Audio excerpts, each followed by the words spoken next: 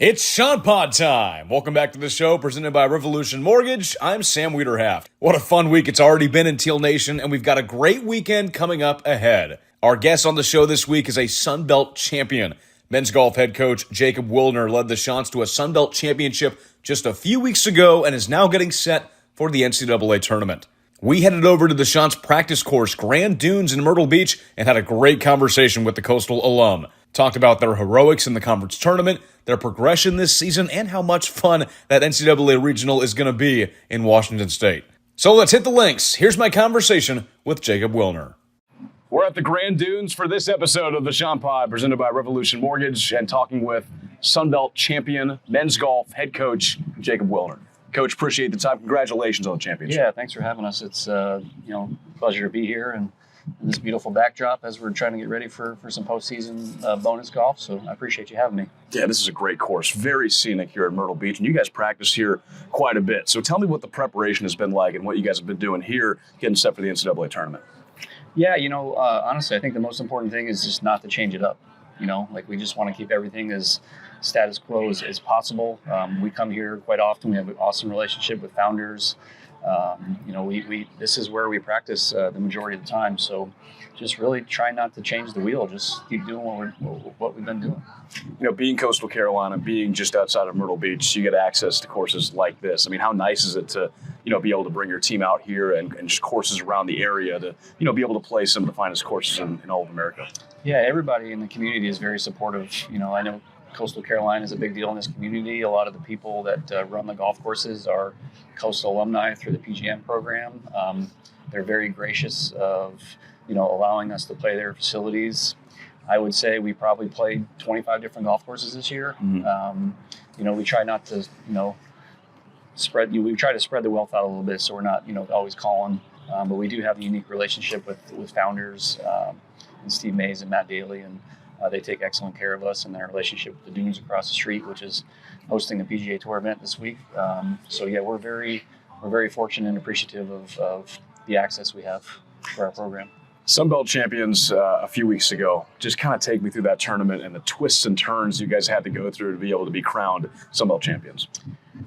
This is my 17th year coaching in college athletics. I don't know that I'll ever have something more electric. It was just an amazing week.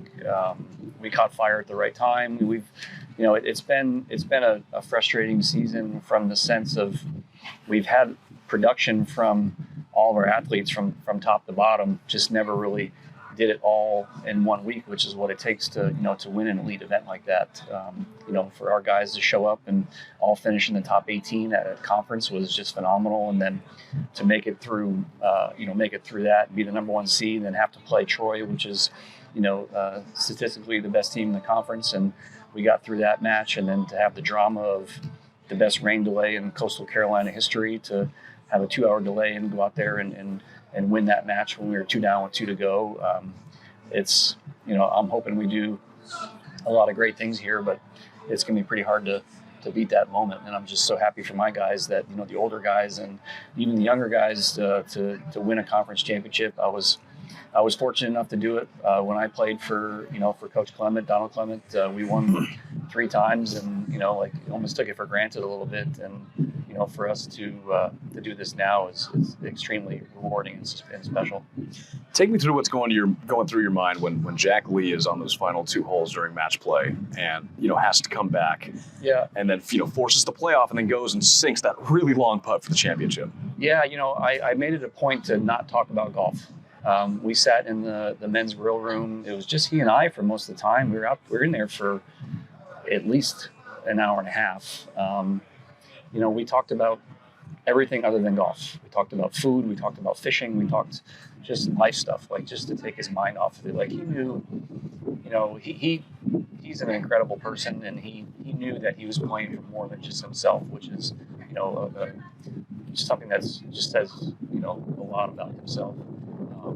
Once we got out there, this is nothing against our competitor, but it just felt like there was a little bit of a shift of momentum.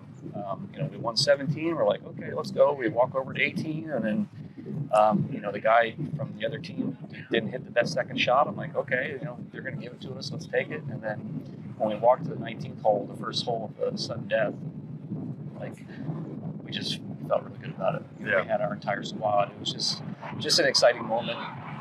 We had probably 100 people out there watching, and Jack was cool as a cucumber under the pump. So it was pretty spectacular. A great celebration on the green as well to just celebrate that huge Sunbelt championship. And you talk about having your guys produce throughout the season, but a little bit of inconsistency. Then you guys turn it on at the right time. Did you always know that this group had the potential to bring home a championship? Sam, Harnett, our assistant coach who played for us at Nevada, and then he just started his first year. We knew it was there, and I say frustrating in a sense to where, we play well at tournaments, but just not really firing all cylinders. And to win a tournament, you can't just mix and match. You have to have all your guys going. And we've had shades of it, top to bottom, 1 to 5, have all had good events, but we just didn't click. And I'd say they found a pretty good time to click. Yeah, so you're right about that. Being a graduate of Coastal Carolina, how special was it for you to bring home a title? Yeah, my wife and I moved 3,000 miles across the country to come back here. We both are Coastal graduates. I knew it was going to take time to kind of get it going. I honestly was on more of a 4-year plan. It's just to really get where we are. I don't think we're where we need to be from a ranking standpoint, but we obviously just won the conference championship. I mean, as important it is to win the conference championship, I want to go, moving forward, I want to walk into the regionals knowing that we're already playing postseason golf and we're going to regionals and, try to get to nationals through there. And we're really close. I'm really, excited about who we have coming back. I'm excited about who we have coming in with four true freshmen. But most importantly, like I said, I'm just excited for the guys that have been here, Trace McDonald and Trey Crenshaw, for them to kind of see this whole process through. I think Trace has been here for 5 years and Trey 4. So just for them to get the experience going to postseason and play bonus golf, it's something they'll remember for sure. Yeah, I want to talk about those two seniors and Trace and Trey, and just how much they've meant to the program. Yeah, they just do things the right way. Trace, we have 3 awards every year: a Player of the Year, a Newcomer of the Year, and Chant of the Year. And Trace McDonald won that, and that's my favorite. That just exemplifies what I think it takes to represent, Coastal men's golf, throughout the community and throughout the team, and just motivating and, following the 3 or 4 team rules that we have, and just showing up with a positive attitude every day. And then, Trey is, Trey's a little bit on the quiet side, but still completely loves Coastal men's golf, 3.83 career GPA. He won a tournament, as an individual. Those are who you want on the team for sure. Max Bankston, the Sunbelt Newcomer of the Year, coming over from Tarleton State. Just how big of an addition was he for this program? He's great. I've had success over the transfer portal in the past at my previous job, and then now through here. For him to come in and do what he does, and I say this cautiously, but he's not even close to what he's capable of. He hits the ball so good. He drives the ball. His nickname on the team is BMW because the ultimate driving machine. He drives the ball. He drives the ball stupid good. Yeah. His ball striking is great. His management, his demeanor. We're just tightening up a few things short game wise. He's an exceptional talent. Talking with Chanticleer men's golf head coach Jacob Wilner on the Chant Pod, presented by Revolution Mortgage. That regional location, so the conference championship, automatic bid into the NCAA regional. The location is out west in Washington State. What was the first reaction from you and the team when you found out that you were going all the way across the country? Well, there was some drama because it was the 6th one announced. There's an S curve, and I'm not that smart mathematically, but I kind of knew how it was going. And when I saw that how it was shaken out, where Texas, I think, was the number 6 seed, I had a feeling we're going to Bremerton. And me personally, other than the fact that it's 3,500 miles away, it's the perfect location for us. I think the guys are going to love the golf course. I've been fortunate enough to have a lot of experience. I probably coached 7 or 8 events there. Sam Harnett, our assistant, has probably, I'm assuming he's probably played 4 events there. So we know the golf course, and I really feel it suits our style. Yeah, what are you telling the guys when you guys have that experience of playing the course and you know the course pretty well? How are you just relaying that to the team to get them more prepared? Yeah, again, I try to dumb it down. Like we know the course. There might be 4 or 5 tee shots where we step up and just say, hey guys, it's good to leave it back here on the right side. The left side can be a little bit troubled. There's really no sense to push it down there. I want my guys to play with as much freedom as possible. Like I want them, if they're confident, bang it down there. Like, I want them to be aggressive, but they know. I feel that they understand when Sam or I will say, like this hole, we suggest you play it this way. I think the guys know with our experience that they'll take that into consideration. But honestly, at the end of the day, I just want these guys to be aggressive and try to make as many birdies as possible. Yeah, 14 teams in the regional. Just kind of tell us about what we can expect as far as the structure and just kind of how that goes through and how, we get to Carlsbad for the championship and just kind of what to expect there. I mean, you got to finish top 5. Yeah. We do have I do like the teams that are going out there. There's a lot of teams from the East Coast. It's amazing. When I was at my previous school, Nevada, we seemed like we always got shipped. Like we got shipped to Georgia, we got shipped to Oklahoma. It's just like we got shipped on the other side of the country, and we had every regional is tough, right? But I do feel with our experience knowing this golf course and a lot of teams coming from the East Coast that and us having 3 guys from Europe, I feel I like our position, but we got to, at the end of the day, just show up and play golf. Yeah. One of those guys from across the pond, Drew Sykes, Sunbelt 3rd team member this year as a freshman. Yeah. What makes him such a special player? Incredible ball striker. He knows how to prepare for events. He's confident. We're just trying to get him as comfortable as possible. It's a big move. Like I don't know how many. I can take a guess at it. 6,000 or 7,000 miles away. Like he's moving across the country as an 18-year-old, and having to adjust to new courses and classes, and it's a big, and then. Just getting comfortable as possible. Like what we talk about all the time is I want these guys to have more of like an outlet outside of golf. Like you just can't, when we're playing 10, 11, 12 events a year, you can't just wake up and just get after it all day, 4 or 5 hours, and then go play golf. Like you're going to wear yourself out mentally. So like we're just, like with Drew, we're just trying to get him to find it like an outlet to how he can just kind of clear his brain and not just go golf. And he's done well academically. We're just trying to find an area for these guys to kind of be able to just chill. Yeah. We're at Grand Dunes right now. Tell me about what some of the other courses around Myrtle Beach that you like to actually play at.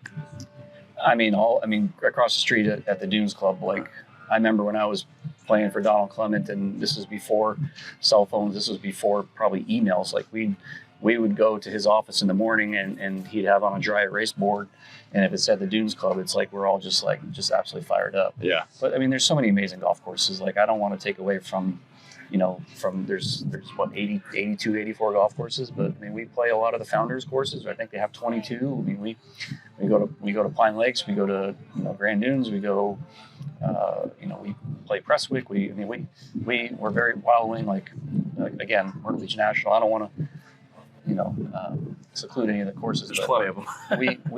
We're very fortunate with how many different golf courses we play, and the benefit is too, we can play courses that are similar to, I know where we're going. Like we played TPC Myrtle Beach on Monday, and that's wall-to-wall overseed grass, which is where we're going, to Seattle, which is green, thick grass everywhere. Mm-hmm. So it's beneficial for us to go play a course like that because that's the closest thing in Myrtle Beach that we have to Gold Mountain out in Seattle. Yeah, when you're playing those courses for practice, are you just kind of walking the course with the guys? Are you getting in there and hitting some shots with them? I mean, what does that kind of look like? I don't play very much with our team. That guy does, Sam. He's really good. I can get around a golf course, but I have a hard time focusing when I'm on my own stuff when I'm playing with my guys. So trust me, I find time to play golf, but I generally don't play too much with my guys. I'd rather just focus on them and just kind of pound in on course management and just getting these guys to kind of think properly. The one thing that we did really well at conferences. We just minimized big mistakes. We've made a boatload of birdies this year, but we've also made a boatload of doubles. So, we did a terrific job of that. I don't think we had one counting double in the entire Sun Belt Conference Championship, which is something that we needed to focus on. We have been, and they did a great job of. Well, Coach, the focus now is on the NCAA Regional in Washington. You've been to NCAA Regionals with Nevada. How excited are you for this one with the Chants? Yeah, it's great. As much as I'm excited as a coach, I'm more excited for my athletes. Like, this is what we talk about. This is what we prepare for. I just want to keep them as happy as possible. And, we rented a nice house on Puget Sound and, put some good food in their stomachs and go play a practice round. We're going out to a place on Saturday it's a golf and fish club. So we'll go play 18 holes and we'll go out and catch some rainbow trout and just kind of chill out. Just try to, it's so important when you're gone for 6 days that you're just absolutely relaxing. You just can't wake up and play golf all day long. You have to sleep, you have to eat, you have to, just sitting around. That's why we rent houses, just sit around. There's ping pong tables and we bring a football to almost every event and chuck that around and just try to get these guys just to focus off of golf. Turn it down a little bit. Yeah. Man, I wish I played college golf for this guy. That sounds like a great experience overall for everybody. I hope everybody's happy. Yeah. That's my job. I just want these guys to be in a good mindset to, show up and play golf, right? Yeah. I try to, I can be tough at times, but I just want these guys to enjoy themselves. A happy golfer is a good golfer. If you're pissed off all the time and, you're stressed out, that's a tough way to get through anything, right? Yeah. Work-wise, school-wise. So just try to let them know that they're wanted and they're welcomed and we care about them, and just try to prepare them as much as possible and go play golf. Well, Coach, we appreciate the time today. We'll let you get out there and get out to practice, and good luck in this NCAA Regional. Yeah, appreciate you. Yeah, thank you. Semifinals. The 7th-seeded Chants took down Southern Miss in the first game and upset 2nd-seeded Marshall 5-2 on Thursday. Now they'll play number 3 Louisiana Friday at 11 a.m. for a chance to get to the championship. Our track and field team is also in the middle of the Sun Belt Championship being held in Harrisonburg, Virginia. They started Thursday and will close out their conference championship on Saturday. This is ring season. Nothing better. Thanks to Coach Wilner for coming on and giving us an inside look at the Sun Belt Championship for men's golf. We wish them the best of luck in the regional. Let's bring home some dubs this weekend, Teal Nation. I'm Sam Wiederhaft signing off. Chants up.